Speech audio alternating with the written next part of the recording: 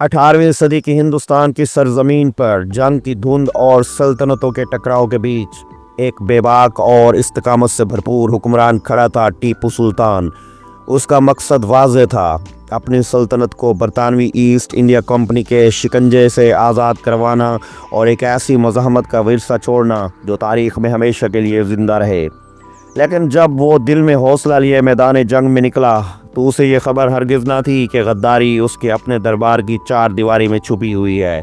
اقتدار کے سائے میں بھروسے کے حلیف رازوں میں لپٹے تھے اور خیانت کے ہاتھ اس کے اپنی سلطنت کے اندر اور باہر سے بڑھ رہے تھے۔ یہ وہ کہانی ہے جس میں ایک جنگجو بادشاہ کی تقدیر محض میدان جنگ میں نہیں بلکہ ان لوگوں کے ہاتھوں چھپ کر طے ہوئی جن پر اس نے سب سے زیادہ اعتماد کیا تھا۔ معزز سامعین اکرام، ٹیپو سلطان کی حکومت میں دربار کے اندر بھی مختلف سازشیں ہو رہی تھیں۔ ان کے قریبی مشیروں میں سے کچھ کو لگتا تھا کہ ان کی طاقت بہت بڑھ چکی ہے اور وہ ان کے اقتدار کو خطرے میں ڈال رہے ہیں۔ ان میں بعض وزراء اور اہم افسران شامل تھے جو ٹیپو سلطان کے فیصلوں سے ناخوش تھے، خاص طور پر ان کی فوجی اصلاحات اور ان کے برطانوی مخالف رویے کے بارے میں۔ ان مشیروں میں سے ایک اہم شخصیت مرزا احمد تھا جو کہ ٹیپو کے دربار میں ایک اہم مقام رکھتا تھا۔ مرزا احمد اور اس کے ساتھی درباریوں نے مل کر ایک منصوبہ تیار کیا کہ وہ ٹیپو سلطان کو اقتدار سے ہٹا لیں گے۔ یہ سازش اس وقت ناکام ہو گئی جب ایک خفیہ جانکار نے ٹیپو سلطان کو اس کے بارے میں آگاہ کر دیا۔ مرزا احمد کو گرفتار کر کے اس کی سزا دی گئی، مگر یہ واقعہ دربار میں شک و شبہات اور اعتماد کے فقدان کا سبب بن گیا۔ ٹیپو سلطان کی فوج میں بھی کچھ لوگ ان کے خلاف سازشیں کر رہے تھے۔ ان کے بعض فوجی افسران کو اس بات پر اعتراض تھا کہ ٹیپو سلطان نے اپنی فوج کو جدید بنانے کی کوشش کی تھی، جس کے نتیجے میں کئی روایتی جنگی طریقے تبدیل ہو گئے تھے۔ کچھ افسران نے یہ محسوس کیا کہ اگر برطانوی طاقتوں کے ساتھ جنگ میں شکست ہوتی ہے تو وہ ان کے اقتدار کے خاتمے کا باعث بن سکتی ہے۔ ٹیپو سلطان کی فوج کے اندر بھی کچھ افراد ان کے خلاف سازش میں شامل تھے، تاہم ٹیپو سلطان نے اپنی ذہانت اور بصیرت سے اس بغاوت کو بروقت روک لیا اور ان بغاوتیوں کو سخت سزا دی۔ برطانوی ایسٹ انڈیا کمپنی اور اس کی افواج مسلسل ٹیپو سلطان کے اقتدار کو ختم کرنے کی کوشش کر رہی تھیں۔ 1780 میں تیسری اینگلور کی جنگ کے بعد برطانویوں نے ٹیپو سلطان کے خلاف ایک بڑی فوجی مہم تیار کی۔ ان کی کوشش تھی کہ کسی بھی طرح سے ٹیپو سلطان کو شکست دی جائے اور میسور سلطنت کو برطانوی حکمرانی میں شامل کر لیا جائے۔ برطانوی حکام نے مختلف حربوں کا استعمال کیا، جیسے خفیہ معلومات اکٹھی کرنا اور ٹیپو سلطان کے اہم اتحادیوں کو خریدنا۔ ایک اہم واقعہ 1791 میں پیش آیا جب برطانویوں نے ٹیپو سلطان کے بعض مشیروں کو رشوت دے کر اس سے اختلاف پیدا کرنے کی کوشش کی، تاہم ٹیپو سلطان کی سیاسی بصیرت اور اپنے وفادار مشیروں پر انحصار نے ان سازشوں کو ناکام بنا دیا۔ ٹیپو سلطان نے اپنے دور حکومت میں فرانس کے ساتھ بھی اتحادی تعلقات قائم کیے تھے۔ فرانس کی حکومت خاص طور پر نپولین بوناپارٹ کی حمایت سے میسور سلطنت کو برطانویوں کے خلاف مدد دینے کی کوشش کر رہی تھی، لیکن فرانس کے بعض حکام نے اندرونی سازشیں بھی کیں تاکہ وہ ٹیپو سلطان کو اپنے مفادات کے لیے استعمال کر سکیں۔ فرانس کے مشیران اور بعض فوجی افسران نے ٹیپو سلطان کو اپنے مفادات کے تحت استعمال کرنے کی کوشش کی اور اس دوران فرانس کی حکومت میں ان کی وفاداری کے بارے میں شکوک پیدا کیے۔ اس طرح فرانس اور میسور کے تعلقات میں تلخی پیدا ہوئی اور ٹیپو سلطان کو اپنی پوزیشن کو مستحکم رکھنے کے لیے مزید چیلنجز کا سامنا کرنا پڑا۔ ٹیپو سلطان کی حکومت کے خلاف ہندوستان کی دیگر ریاستوں سے بھی سازشیں کی جا رہی تھیں۔ ریاست حیدرآباد، ناگرا اور دیگر ریاستوں کے حکمرانوں نے اس بات کا فائدہ اٹھایا کہ اگر ٹیپو سلطان کمزور ہو جاتا ہے تو وہ اپنے آپ کو مزید مضبوط کر لیں گے۔ ان ریاستوں نے برطانویوں کے ساتھ خفیہ تعلقات قائم کیے اور بعض اوقات ان کی فوجوں نے ٹیپو سلطان کے خلاف بغاوت میں حصہ لیا۔ ٹیپو سلطان کا نام تاریخ میں ایک بہادر، جرأت مند اور خود مختار حکمران کے طور پر زندہ ہے، لیکن اس کی حکمرانی ایک مسلسل چیلنج تھی جس میں اس کے خلاف اندرونی اور بیرونی سازشیں بھرپور انداز میں ہو رہی تھیں۔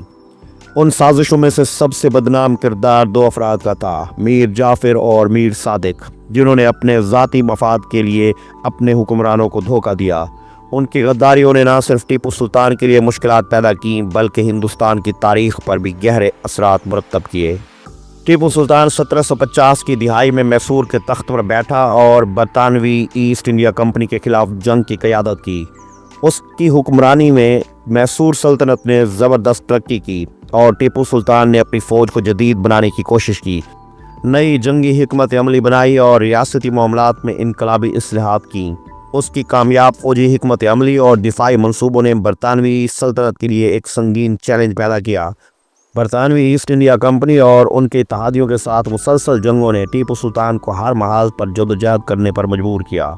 تاریخ میں میر جعفر کا نام ہمیشہ ایک غدار کے طور پر لیا جاتا ہے۔ میر جعفر بنگال کے نواب سراج الدولہ کا ایک اہم مشیر اور فوجی کمانڈر تھا۔ 1757 میں جب برطانوی ایسٹ انڈیا کمپنی نے بنگال میں اپنی طاقت بڑھانے کی کوشش کی، میر جعفر نے اپنے نواب سراج الدولہ کے خلاف سازش کی۔ اس سازش کا مقصد صرف اس کے ذاتی مفادات کو بڑھانا تھا۔ میر جعفر نے پلاسی کی جنگ میں برطانویوں کے ساتھ مل کر سراج الدولہ کی فوج کو شکست دینے میں اہم کردار ادا کیا۔ اس کی غداری نے برطانویوں کو بنگال میں قابض ہونے کا موقع فراہم کیا اور اس کے بدلے میں برطانوی حکام نے میر جعفر کو بنگال کا نواب مقرر کیا۔ میر جعفر کا یہ اقدام نہ صرف سراج الدولہ کے لیے ایک دھچکا تھا بلکہ اس نے ہندوستان کی تاریخ پر بھی گہرے اثرات چھوڑے، کیونکہ اس غداری نے برطانویوں کے ہندوستان میں اثر و رسوخ کو مستحکم کر دیا۔ ٹیپو سلطان کے دور میں ایک اور بدنام شخصیت میر صادق کی تھی۔ وہ ٹیپو سلطان کے قریب مشیر اور وزیر تھے اور میسور سلطنت کی اہم شخصیات میں ان کا شمار ہوتا تھا۔ میر صادق نے برطانوی ایسٹ انڈیا کمپنی کے ساتھ مل کر ٹیپو سلطان کے خلاف سازش کی۔ یہ سازش 1792 میں میسور کی جنگ کے دوران اپنے عروج کو پہنچی۔ میر صادق نے ٹیپو سلطان کی فوجی منصوبہ بندی اور اہم دفاعی معلومات برطانویوں کو فراہم کی، جس سے برطانویوں کو میسور کے قلعے پر قبضہ کرنے میں مدد ملی۔ اس کے اقدامات نے ٹیپو سلطان کو اپنے سب سے بڑے دشمنوں کے سامنے کمزور کر دیا۔ میر صادق نے برطانویوں سے تعاون کرنے کے بدلے میں اپنے ذاتی مفادات کا حصول چاہا اور اس کے اس عمل نے ٹیپو سلطان کی حکمرانی کو سنگین مشکلات میں ڈال دیا۔ تاہم ٹیپو سلطان نے اس غداری کا مقابلہ کیا، لیکن یہ واقعہ ایک تذکرہ بن گیا کہ کس طرح اندرونی سازشیں ایک حکمران کی حکمرانی کو متاثر کر سکتی ہیں۔ ٹیپو سلطان نے ہمیشہ اپنی حکمت عملی اور سیاسی بصیرت سے اندرونی سازشوں کا مقابلہ کیا۔ اس کے دربار میں میر صادق جیسے افراد کی موجودگی نے اس کی حکومت کو ایک خاص چیلنج میں ڈال دیا تھا، لیکن وہ اپنے وفادار مشیروں کی مدد سے ان سازشوں کو ناکام بنانے میں کامیاب رہا۔ ٹیپو سلطان نے اپنے قریبی مشیروں اور فوجی افسران پر گہری نظر رکھی اور ان میں سے کسی کو بھی بے وفائی کی اجازت نہیں دی۔ تاہم اس کی حکمت عملیوں اور جنگی تیاریوں کے باوجود برطانوی ایسٹ انڈیا کمپنی اور دیگر مخالف قوتوں کی سازشیں ٹیپو سلطان کے لیے ایک مسلسل چیلنج بنی رہیں۔ برطانوی حکام ٹیپو سلطان کو شکست دینے کے لیے مختلف حربے استعمال کرتے رہے اور ان میں سے ایک سب سے اہم حربہ میر صادق کے ذریعے اندرونی سازشیں کروانا تھا۔ 1799 میں ٹیپو سلطان کے خلاف ہونے والی چوتھی جنگ کے دوران میر صادق نے ایک اور موقع پر برطانویوں کو خفیہ معلومات فراہم کی، جس سے ان کو ٹیپو سلطان کے قلعے کی حکمت عملیوں کا پتہ چلا اور ان کی فوج کو نقصان پہنچا۔ ٹیپو سلطان نے باوجود اس کے کہ اس کے دشمنوں نے کئی سازشیں کی، اپنی سلطنت کی آزادی کے لیے لڑائی جاری رکھی، لیکن میر صادق کی غداری کا اثر اس کی حکمرانی پر ہمیشہ رہا۔ ٹیپو سلطان کی حکمرانی ایک مسلسل جدوجہد تھی، جس میں وہ بیرونی دشمنوں خصوصاً برطانوی ایسٹ انڈیا کمپنی اور اندرونی سازشوں کا مقابلہ کر رہا تھا۔ میر جعفر اور میر صادق جیسے افراد کی غداریوں نے اس کی سلطنت کو سنگین خطرات میں ڈالا، لیکن ٹیپو سلطان نے کبھی ہمت نہیں ہاری اور اپنی سلطنت کی آزادی کی جنگ جاری رکھی۔ ان دونوں غداروں کے کردار نے نہ صرف ان کی حکومت کو نقصان پہنچایا بلکہ ہندوستان کی تاریخ پر گہرا اثر چھوڑا۔ میر جعفر کی غداری نے بنگال میں برطانوی اثر و رسوخ کو بڑھایا اور میر صادق کی غداری نے ٹیپو سلطان کی حکمرانی کو کمزور کر دیا۔ ان سازشوں کے باوجود ٹیپو سلطان کی بہادری اور عزم نے اسے ہندوستان کے عظیم ترین رہنماؤں میں سے ایک بنا دیا اور اس کی قربانیاں آج بھی تاریخ میں یاد کی جاتی ہیں۔